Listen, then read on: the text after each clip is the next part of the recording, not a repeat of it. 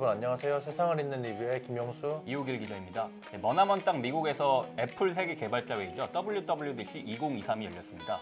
드라마 본방도 잘 챙겨보지 않는데 WWDC를 본방으로 챙겨봤는데요. 애플은 매년 6월 달에 이 WWDC 행사를 열고 새로운 제품이나 이제 소프트웨어를 공개하고 있는데요. 어떤 제품들이 새로 공개됐는지 좀 많이 궁금한 상황입니다. 핵심 내용만 추려서 소개해드리도록 하겠습니다. 그럼 함께 보시죠. 매년 WWDC에서는 iOS 차세대 버전이 공개되는데요. 이번에도 차세대 버전인 iOS 17이 공개됐습니다. 지난 iOS 16 같은 경우는 굉장히 많은 부분이 업데이트가 됐는데 이번 버전은 좀 어떤가요?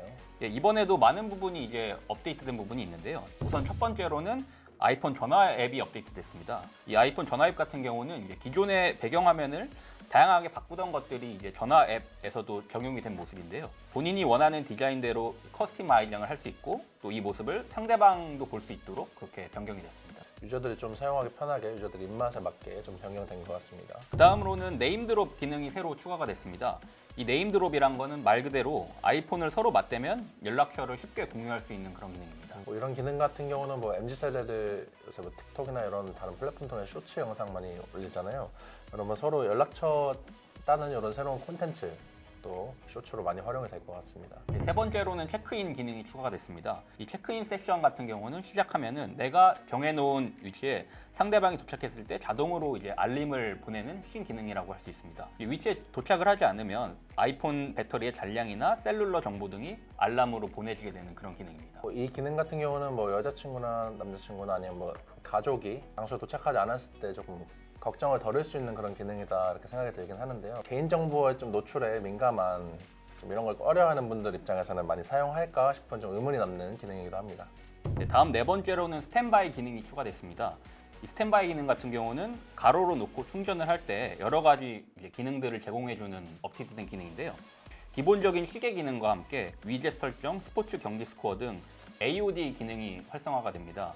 그런데 이 기능 같은 경우는 이제 AOD 기능이 아이폰 14 프로 제품부터 적용이 되기 때문에 이 아이폰 14 프로 라인업에서만 활용이 가능할 것 같습니다. 기능 활용하게 되면 뭐 충전 시 조금 더 편해질 수 있는 그런 장점이 있긴 할 것 같습니다. 다섯 번째로는 실시간 음성 메시지 텍스트화 기능입니다. 이 기능 같은 경우에는 이제 통화가 어려운 상황에서 음성 메시지를 남기면 자동으로 텍스트로 변환이 돼서 확인할 수 있는 기능인데요. 예를 들어서 제가 누군가에게 전화를 걸었을 때 전화를 안 받으면 부재중 전화 확인하시면 연락 주세요라고 말을 남기면 이렇게 텍스트로 변환이 돼서 이 텍스트를 보고 응답 여부를 편하게 이렇게 확인할 수 있게 됐습니다. 좀 새로운 기능인 것 같아서 유용할 것 같고요. 그리고 통신사가 자체적으로 스팸으로 분류한 번호 같은 경우는 이 기능이 이제 지원하지 않는다고 합니다. 그 다음 기능은 또 어떤 기능이 있을까요? 여섯 번째로는 iMessage 기능이 대거 업데이트 됐습니다. 먼저 이 메시지 앱에서 이모티콘을 자유롭게 스티커 기능으로 사용할 수 있고 움짤 스타일로도 제작이 가능한 라이브 스티커 기능이 제공된다고 합니다. 이 기능 말고 또 검색 기능도 추가가 됐다고 하는데요. 이 검색 기능 같은 경우에는 지금까지 iMessage 내에서는 검색 기능이 잘 이제 서비스가 안 됐는데요. 이 카카오톡처럼 검색 기능을 제공해서 검색을 할 수가 있고 스와이프를 통해서 빠른 답장도 할 수 있게 되는 그런 업데이트가 됐습니다.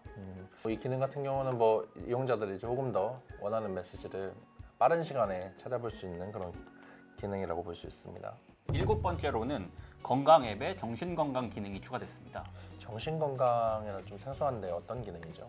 이용자의 음성 패턴이나 이런 축적되는 데이터를 판단해서 하루의 전체적인 감정 변화를 모니터링하는 기능이라고 합니다. 아주 구체적으로 확인할 수는 없지만 이렇게 이용자 감정을 어떻게 파악하는지 좀 신기하면서 좀 놀랍기도 하고 무섭기도 하네요. 좀 어떤 식으로 사용이 되는지는 이제 업데이트가 이루어져서 실제로 사용을 해봐야 좀 알 수 있을 것 같긴 한데 스마트폰이 사람들의 말을 듣고 분석해서 뭐 광고를 띄운다 이런 얘기도 있잖아요. 그런 쪽으로는 좀 악용이 안 됐으면 하는 바람입니다. 마지막으로는 저널 앱 기능이 추가됐습니다. 이거는 이제 저널 앱을 통해서 갔던 장소나 만났던 사람 또 운동을 했던 기록 등 그 최근의 활동을 기반으로 사용자가 쉽게 일기를 쓸 수 있는 그런 기능이라고 할 수 있습니다. 그래서 지금까지 저희가 이 iOS 17 업데이트가 이루어진 부분에 대해서 대략적으로 소개를 해드렸는데요. 사실 저 같은 경우도 이제 갤럭시 유저이기 때문에 iOS 업데이트에 대해서는 이번에 좀 많이 새롭게 알게 된 부분이 있는데요. 근데 애플 유저분들 얘기를 들어보면은 또 iOS 17 업데이트가 굉장히 또 많이 바뀌었다 이런 반응도 있더라고요. 특히 이제 그 사용자 패턴을 분석해서 뭐 인공지능 기능을 많이 강화한 것 같다 그런 반응도 나오는데 애플 유저들이 iOS 27 버전을 써보면서 좀 어떻게 달라졌는지 체감을 해보는 시간이 필요할 것 같습니다. 다음으로는 이제 맥북 신제품에 대해서 살펴보겠습니다.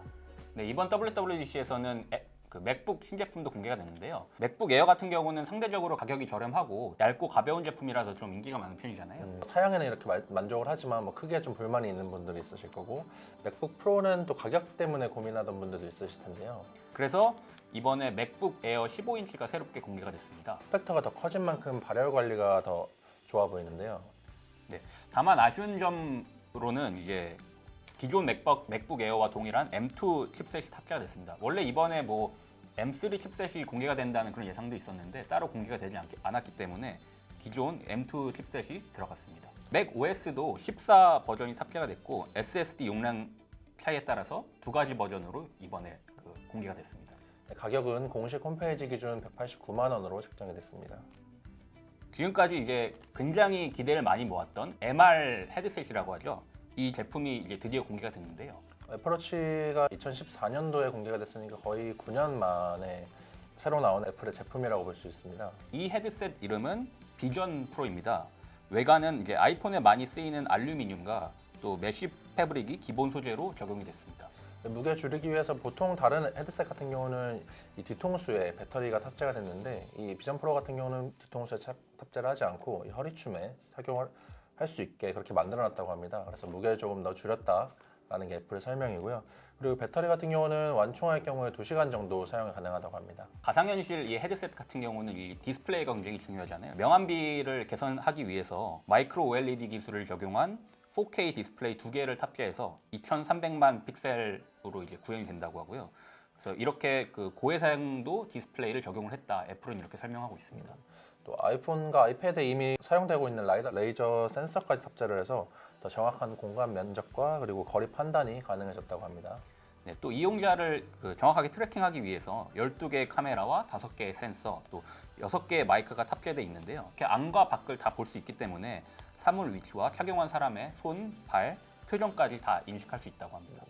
저희가 이렇게 다양한 기능을 소개해드렸고 애플에서도 이 MR 헤드셋을 출시하기 위해서 7년 넘게 개발을 했다고 알려져 있는데요. 이렇게 좀 애플에서도 공들여서 내놓은 제품이다 보니까 많은 기술이 들어갔고 또 그만큼 가격도 비쌀 것 같은데 가격은 어떤가요? 가격이 상당히 좀 비싸다고 느껴질 수밖에 없는 좀 부담스러운 가격인데요. 3,499달러고 하나로 457만 원 정도라고 합니다. 좀 비싼 편이라고 볼 수 있죠. 그래서 이 제품 대중화의 가장 큰 걸림돌로 이제 지적되고 있는 게 바로 이 가격입니다. 400만 원 중반대의 가격이다 보니까 이 개인 소비자가 지불하기에는 상당히 부담되는 게 사실 맞거든요. 또 비전 프로 같은 경우는 앞서 설명드린 것처럼 이 유선 배터리로 구동이 되는데요. 실제 사용하다 보면 짧다고 느낄 수밖에 없는 그런 2시간밖에 안 되는 시간이라서 실사용 측면에서 좀 아직 한계가 있다라고 볼 수 있을 것 같습니다. 한 시장 조사 업체인 트렌드포스에 따르면은 이 제품은 이제 내년 초에 출시가 될 예정인데 내년 출하량이 20만 대에도 미치지 못할 거다 이런 예상이 나오고 있습니다. 그리고 제품 높은 가격대 글로벌 경기 침체까지 겹치면서 내년까지는 시장이 좀 위축될 거라는 그런 전망입니다. 트렌드포스는 올해 모든 VR AR 기기가 출하량의 전망치가 911만 대로 전망을 하고 있는데요. 이 수치 같은 경우는 전년 대비 7.6% 감소한 수치고 그리고 내년에는 18.2% 더 줄어들어서 745만 대 수준을 기록할 걸로 예상을 하고 있습니다. 시장 전망이 밝지가 않은 상황이다 보니까 메타 같은 경우는 작년에 공개한 이 VR 헤드셋인 퀘스트 프로 제품 가격을 1,499달러에서 999달러로 대폭 내렸습니다. 그리고 최근에 공개한 또 신제품이죠. VR MR 헤드셋 신제품 퀘스트 3 같은 경우는 가격을 대폭 내리고 있는 그런 상황입니다. 네, 애플이 이렇게 비전 프로 출시로 MR 시장 참전을 선언하면서 경쟁사 움직임도 좀 빨라지고 있습니다. 삼성전자 같은 경우는 올해 초 갤럭시 S23 언팩 행사에서 구글 퀄컴과 협업해 엑셀 생태계를 구축에 나서겠다 이렇게 발표한 바가 있는데요. 지난 2월에는 한국과 미국 특허청에 갤럭시 글래시스라는 상표도 출원했고요. 근데 이 업계에서는 이 글래시스 같은 경우는 올해 말이나 내년 중에 신제품으로 출시가 될 예정이다라고 이렇게 예상을 하고 있는 전망도 있습니다. 가상현실 시장은 저희가 앞서서는 조금 이렇게 부정적인 전망을 많이 말씀드렸는데요. 장기 전망 같은 경우는 굉장히 밝은 편입니다. 스마트폰을 넘어서 차세대 IT 기기가 될 거다 이런 예상도 나오고 있고요. 그래서 시장 조사 업체 IDC에 따르면 XR 시장 규모는 작년 138억 달러 수준에서 연평균 32% 성장해서 2026년에는 509억 달러에 이를 것이다. 이렇게 예상되고 있습니다. 네, 그럼 지금까지 저희가 최근에 공개된 애플의 WWDC 2023에 대해서 리뷰를 해봤고요. 재밌게 보시고 댓글에 질문 남겨주시면 저희가 좀 더 추가해서 답변 달아드리도록 하겠습니다. 그럼 지금까지 세상을 읽는 리뷰의 김용수, 이호길 기자였습니다. 감사합니다. 감사합니다. 빠이.